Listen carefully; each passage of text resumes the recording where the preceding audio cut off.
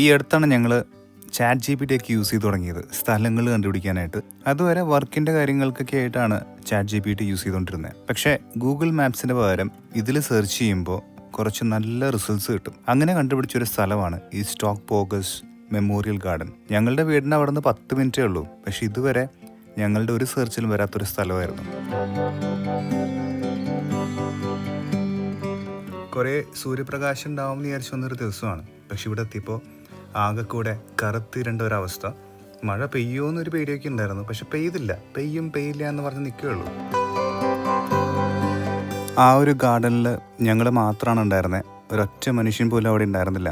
ആ തിരക്കില്ലാത്തതുകൊണ്ട് തന്നെ നമുക്ക് വേണ്ടി മാറ്റി വെച്ചൊരു സ്ഥലം പോലെയായിരുന്നു. നല്ല മനോഹരമായൊരു ഗാർഡനാണിത്. ഒരു ഇറ്റാലിയൻ സ്റ്റൈലുണ്ടാക്കിയിട്ടുള്ളൊരു ഗാർഡൻ. എന്തു മനോഹരമായിരുന്നു.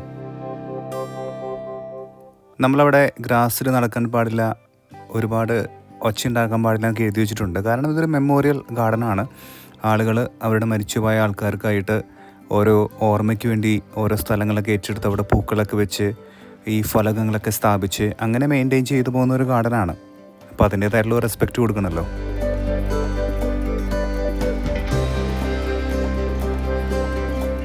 പക്ഷേ അവരുടെ ക്രിയേറ്റിവിറ്റി സമ്മതിച്ചു കൊടുത്തേ പറ്റൂ.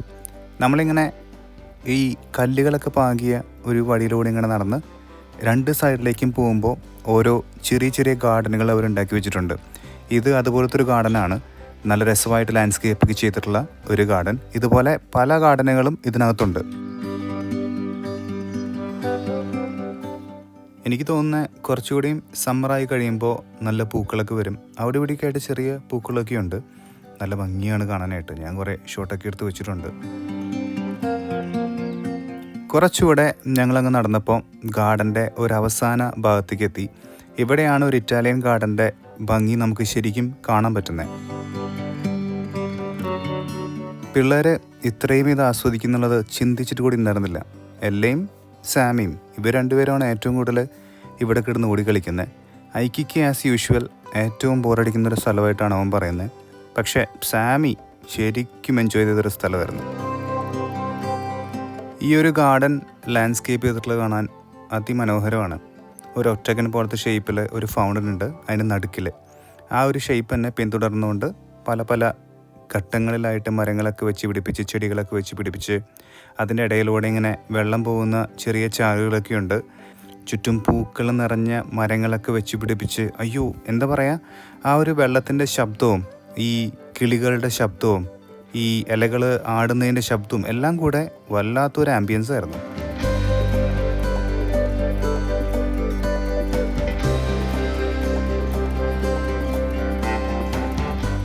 ചെറുപ്പത്തിലെ ഫൗണ്ടൻസൊക്കെ കാണാമെന്ന് പറഞ്ഞാൽ അതെനിക്കൊരു കൗതുകമായിരുന്നു.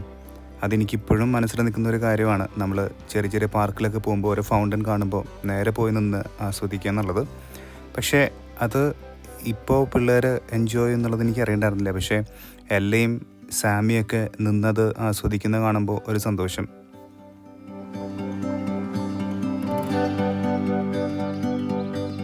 എനിക്കാണെങ്കിൽ പണ്ടും പൂക്കളൊക്കെ കാണാമെന്ന് പറഞ്ഞാൽ ഒരു ഇഷ്ടമുള്ള കാര്യമാണ്.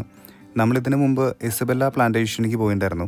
അതിൻ്റെ നമ്മൾ വ്ളോഗ് എടുത്തിട്ടില്ല. പക്ഷേ കുറച്ച് ഇൻസ്റ്റാഗ്രാമിൽ ഷോർട്സ് ഇട്ടിട്ടുണ്ട്. അത് നമ്മൾ ശരിക്കും എൻജോയ് ചെയ്തൊരു സ്ഥലമാണ്. പൂക്കളുകളൊക്കെ നിറഞ്ഞു നിൽക്കുന്ന ഒരു അത്ഭുത ലോകം. അതിൻ്റെ അത്രയില്ലെങ്കിൽ കൂടി ഇവിടെയുള്ള പൂക്കളൊക്കെ കാണാനായിട്ട് നല്ല ഭംഗിയായിരുന്നു. വീഡിയോ എടുക്കുന്ന സമയം മുഴുവൻ മഴ പെയ്യുന്നുള്ള പേടിയായിരുന്നു. ചില സമയത്ത് വല്ലാണ്ട് അങ്ങ് ഇരുണ്ട് വരും. 2 തുള്ളി മുകളിൽ നിന്നിങ്ങനെ പൊടിഞ്ഞു വീഴും. അപ്പോൾ നമുക്കൊരു പേടിയാണ്. കാരണം കുടയൊന്നും എടുത്തിട്ടില്ല, മഴ പെയ്യുന്ന പ്രതീക്ഷിച്ചിട്ടില്ല, സമ്മറാണല്ലോ. അപ്പോൾ അതുകൊണ്ടാണ് ഇതിൻ്റെ അടുത്ത് ഞാൻ പറഞ്ഞു വേഗം ഇവിടെ നിന്ന് പോവാം. തൊട്ടപ്പുറത്തൊരു ചർച്ചുണ്ട്, ആ ചർച്ച് കൂടെ കണ്ടിട്ട് തിരിച്ച് പോവാമെന്ന് പറഞ്ഞിട്ട് വന്നിരിക്കുവാണ്. സ്റ്റോക്ക് പോഗസ് ചർച്ച് എന്ന് അവിടെ എഴുതി വെച്ചിട്ടുണ്ട്. സെൻറ്റ് ഗൈൽസ് ചർച്ച് എന്നും പേരുണ്ടെന്ന് തോന്നുന്നു. അതും അവിടെ കണ്ടു. നമ്മളീ പോകുന്ന വഴിക്ക് മുഴുവൻ 2 സൈഡിലും സിമെട്രിയാണ്. ചർച്ചിൻ്റെ കവാടം തൊട്ട് ചർച്ച് എത്തുന്നത് വരെയും അതിൻ്റെ ചുറ്റിലും ഇങ്ങനെ റോസാ ചെടികൾ ഇങ്ങനെ വെച്ച് പിടിപ്പിച്ചിട്ടുണ്ട്. എനിക്ക് തോന്നുന്നു ഒരു ജൂൺ ജൂലൈ ആകുമ്പോൾ ഈ ചെടികളിലൊക്കെ റോസാപ്പൂക്കൾ ഇങ്ങനെ നിറഞ്ഞ് നല്ലൊരു ഭംഗിയായിരിക്കും. ഞാൻ അതിൻ്റെ അടുത്ത് പറഞ്ഞു നമ്മളത് കോട്ട്സ്വോൾഡ് പോയപ്പോൾ കണ്ടിട്ടുണ്ടായിരുന്നു. അപ്പോൾ ഒരു ജൂൺ ജൂലൈയിൽ വരുവാണെങ്കിൽ ഈ പൂക്കളൊക്കെ നിറഞ്ഞു നിൽക്കുന്ന ഈ ഒരു പാത കാണാൻ പറ്റും. അപ്പോൾ നമ്മൾ അതിനു വേണ്ടി ഒന്ന് പ്ലാൻ ചെയ്തു. മെമ്മോറിയൽ ഗാർഡൻ പോലെ തന്നെ ഇവിടെയും വിജനമാണ്. 2-3 പണിക്കാർ പണിയും കഴിഞ്ഞ് പോകുന്നത് കണ്ടു. അതല്ലാതെ വേറെ ഒരാളെയും ഈ ഒരു ഭാഗത്ത് കാണാനില്ല. ഞങ്ങൾക്ക് വേണ്ടി മാത്രം തുറന്നിട്ട ഒരു ചർച്ച് പോലെയായിരുന്നു. ചർച്ചിൻ്റെ ലോണൊക്കെ അവരിങ്ങനെ വെട്ടി ഒതുക്കി നല്ല രസമായി വെച്ചിട്ടുണ്ട്. മനോഹരമായിരുന്നു കാണാനായിട്ട്. ഒരു ചെറിയ പള്ളിയാണ്, പക്ഷേ നമുക്ക് അവിടുത്തെ സെമിട്രി കണ്ടാൽ അറിയാം എത്രത്തോളം പഴക്കമുള്ള ഒരു ചർച്ചാണെന്നുള്ളത്.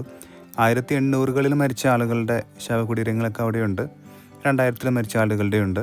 അപ്പോൾ അത്രയും പഴയൊരു ചർച്ചാണ്. അതിപ്പോഴും അവർ നന്നായിട്ട് മെയിൻറ്റെയിൻ ചെയ്തു പോകുന്നു. നമ്മൾ ചുറ്റും കുറച്ച് നേരം നടന്നിട്ട് ചർച്ചിനകത്തേക്ക് കയറണോ വേണ്ടയോ എന്നിങ്ങനെ മടിച്ച് നിൽക്കുമായിരുന്നു. അത് തുറന്നിട്ടൊന്നുമില്ലയോ എന്ന് അറിയണ്ടായിരുന്നില്ല. പക്ഷേ അനി പോയിട്ട് ജസ്റ്റ് ഒന്ന് തുറന്നു നോക്കിയപ്പോൾ ഡോറൊന്ന് ഓപ്പണായി. അതിനകത്ത് 2 പേരിരിപ്പുണ്ടായിരുന്നു. അവരും ടൂറിസ്റ്റുകളാണ്. അപ്പോൾ നമ്മളും അകത്തോട്ട് കയറി. ഇവിടുത്തെ എല്ലാ ചർച്ചുകളുടെയും ഒരു പ്രത്യേകതയാണ് ആ ഒരു ചില്ലിൻ്റെ പണി. അപ്പോൾ അത് കുറച്ച് ഷോർട്സൊക്കെ എടുത്തു. നമ്മളിങ്ങനെ ചർച്ച് കുറച്ച് നേരം നോക്കി കണ്ടു. കുറച്ച് വെറൈറ്റി ഉള്ള ഒരു ചർച്ചായിട്ടാണ് നമുക്ക് തോന്നിയത്.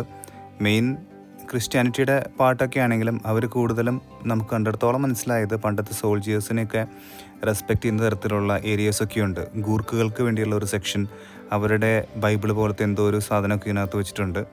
അപ്പോൾ അതിനെപ്പറ്റി നമ്മൾ കൂടുതൽ വായിച്ചിട്ടില്ല, അതുകൊണ്ട് അറിയത്തില്ല. പക്ഷേ പല പല യുദ്ധങ്ങളിലായിട്ട് മരിച്ച ആളുകളെ അവർക്ക് വേണ്ടി സമർപ്പിച്ച ഒരു ചർച്ച പോലെ നമുക്ക് തോന്നിയത്.